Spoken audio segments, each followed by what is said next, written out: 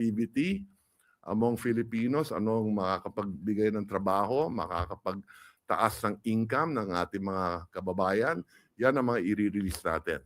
Kasama na dyan, syempre, sa edukasyon, kalusugan, agrikultura na napakahalaga. Thank you po. Okay, Alexis Romero, Philippine Star. Related po dun sa naunang tanong. Kasi nung SONA po nabanggit ni Presidente na he would rather have a reenacted budget rather than one that is not in line with his policy priorities. At yun yung naging issue po ng 2025 budget. Yung budget po ngayon, given na may vetoed items, can we say that this reflects or this is more consistent with the policy priorities of the admin compared to the previous one? Yes, that is correct. So hindi siya mangled na yung tipong unlike yung before na maraming changes sa budget proposals sa NEP. Like I said, kung meron man amendment, at meron ngang amendment, natural lang, dahil trabaho ng Kongreso yun, ang trabaho ng executive is to implement or to execute the budget. So titignan din natin lahat ng increases na proposed amendment at susuriin natin na mabuti kung dapat ba to ay may release o di kaya wag i-release. Isa na lang po. In addition, just to what was vetoed is the unprogrammed appropriations. It's not from the program appropriations. So hindi siya maatala yung ating mga programa na inaprubahan ng Presidente. For the record na lang po, yung DPWH budget dun sa final budget law versus po sa NEP, ilan po yung na-trim dun sa allocation po ng public works?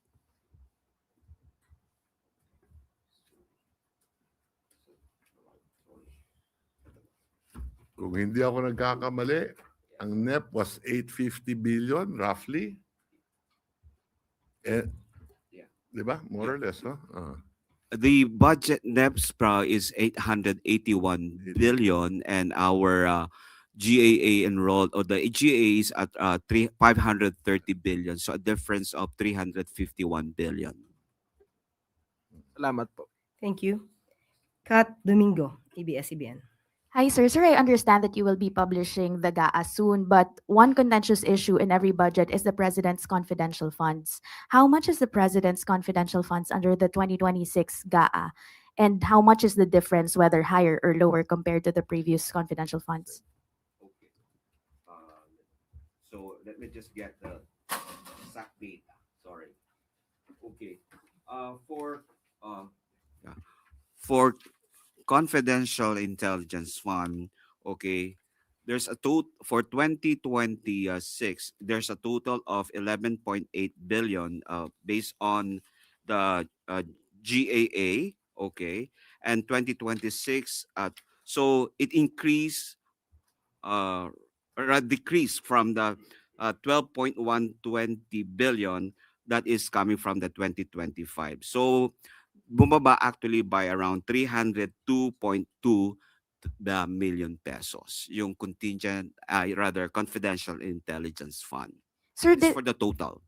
Sir, despite the 302.2 decrease, 11.8 billion is still a huge amount that will not be liquidated as thoroughly as regular line item budgets. How does the palace reconcile that kind of seeming irony when the President promised a more transparent, a budget that will be more judiciously spent? Okay. Well, we just have to follow what is in the joint circular with the DBM and COA. So we have to follow those rules and regulations. That is the basically that we follow in terms of the accountability or accounting of the confidential fund and intelligence fund. And also, per our general provision, we need to report that to House of Representatives and Senate at the same time from the Office of the President. So it will be monitored accordingly. Okay. Yung 11 billion na nabanggit, hindi lahat yan Office of the President. Yeah. It's a total, sir. Thank you. Total. Thank you, Sec. Okay. Sir, for the OP alone, okay, how okay. much? Okay, for the OP alone, the same level as in 2025, that is around 4.5 billion pesos. Sir, same question. Bakit po hindi significantly binabaan when the public is clamoring, has been questioning the spending of the confidential funds, has been clamoring for a more transparent budget? Bakit po hindi significantly tinapyasan? Go, sir. I think it is transparent in the sense that the OP reports directly to the Senate President and to the Speaker of the House. So the OP submits reports to the House of Representatives and to the Senate President. Sir, last na talaga And to from my, COA. yes, sir. Sir, last from my end, for the executive secretary, as a former lawmaker, what do you make out of the so-called safeguard on the prohibition on politicians in the distribution? Because a lot of people feel that it is somehow a form of tokenism, because even if they are not present in the distribution, they can still give out guarantee letters. People still can line up in their offices because that is not qualified as a distribution per se. I'll put it this way. It's the first time that we have such a provision in the General Appropriations Act. So subukan natin muna. Chloe Fana? Kay Sec RC po, follow up lang po dun sa growth kanina. What led to the downward revision po for 2026 and 2027, and how will it impact fiscal deficit ceiling for those years? The the reason for the scaling down of the growth, well, it's arose from the realities that we saw and we have been seeing both globally and domestically. As you have seen in the various reports of IMF, World Bank, ADB, while the global climate, economic climate has improved a bit in the second half of the year, we haven't really gone back to the kind of growth expected before April of last year. No? So in other words, there's still that uncertainty faced globally, and that is impacting on us as well. We are an open economy to begin with. Secondly, as I mentioned earlier, the developments last year are likely to still to be felt this year, although in a diminishing effect. So we expect growth perhaps in the first quarter to be, or at least in the first half to be still quite not as rosy as we would want it to be. But I think that with the governance, the improvements in the systems that we are putting in place, as reflected in the budget and in the various offices, we expect to see faster growth toward the second half and the succeeding years. Also, I think that as I mentioned earlier, what makes I think the this year and next and hopefully even further down is that we are realizing what we want to happen, and that is a growth that is not just fast but it's more inclusive. I think the focus on health, education, social protection, job creation, that will tremendously improve inclusivity. And if you can improve inclusivity, we can have faster poverty reduction even without substantially raising growth. Because our history is that we have fast growth in some years, but that was not associated with fast poverty reduction because they were it's exclusive growth. It was only benefiting a small section of our population. I think the budget that we have passed, and we hope that this kind of budget will continue in future budgets, reflects that desire to have a inclusivity as part of our lens when we look at economic development. Thank you po. Thank you. Jerome Morales, Bloomberg News. Good morning to our secretaries. Related to growth, we understand the numbers are coming in, but what was the likely 2025 GDP growth versus our target before? And also to our econ managers, what impact do you see what happened in Venezuela? How are we safeguarding our economy from potential impact of this recent global uncertainty? Thank you. Growth. The emerging growth scenario for 2025 is something like 4.8 to 5%. But if you achieve 5% for the entire year, because the first 3 quarters average is already 5, no?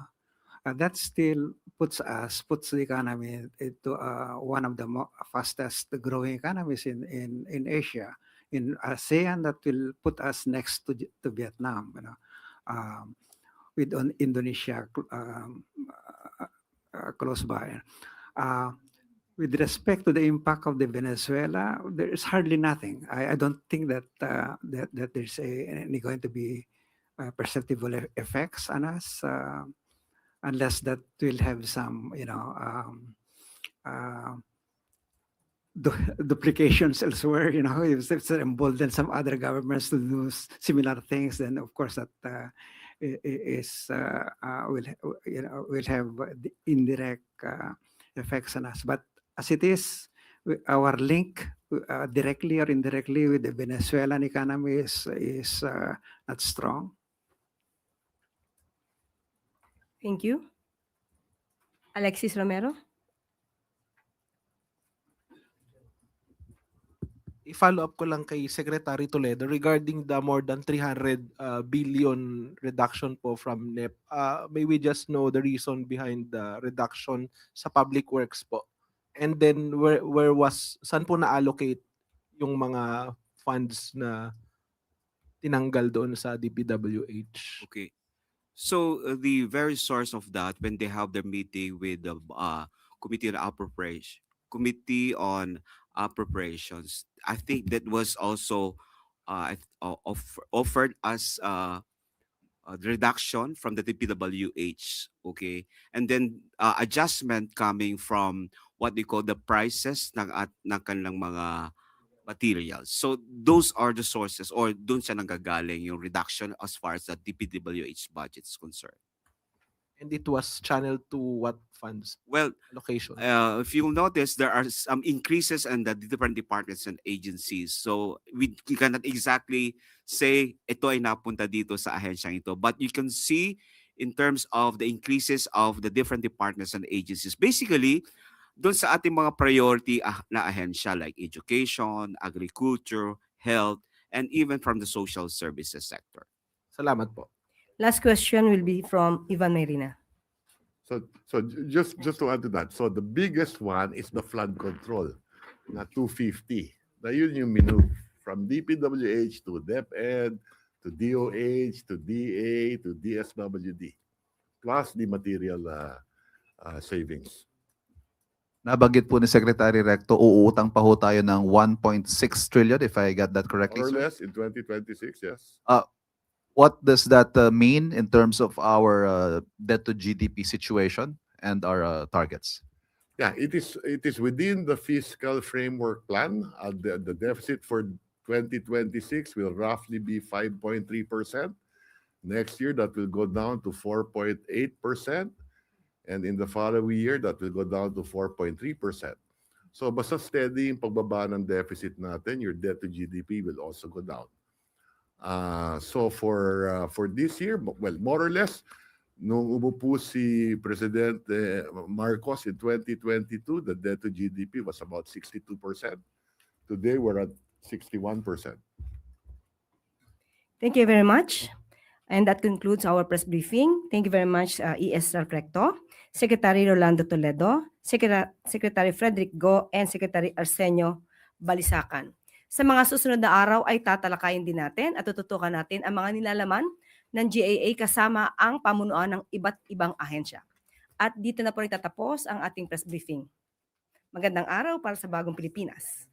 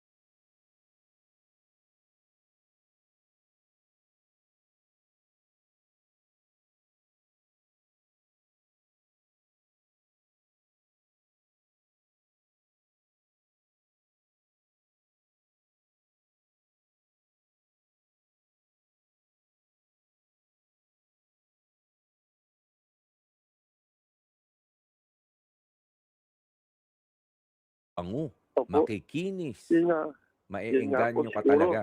Mm. Kaya ayun, doon ko nga narinig sa muna. Parang kung siya, sinusubukan pala ako ng demonyo Mm. para mapalayo sa Diyos, parang gano'n. Mhm. Kaya lang, ang problema, hindi ko lang po alam kung maniniwala pa ba yung isip ko sa akin. Mm. Alam mo, Kuya Lando, makikita naman yan sa mga isinasalita natin at doon sa mga ikinikilos natin. 'Di ba? Alam mo, hindi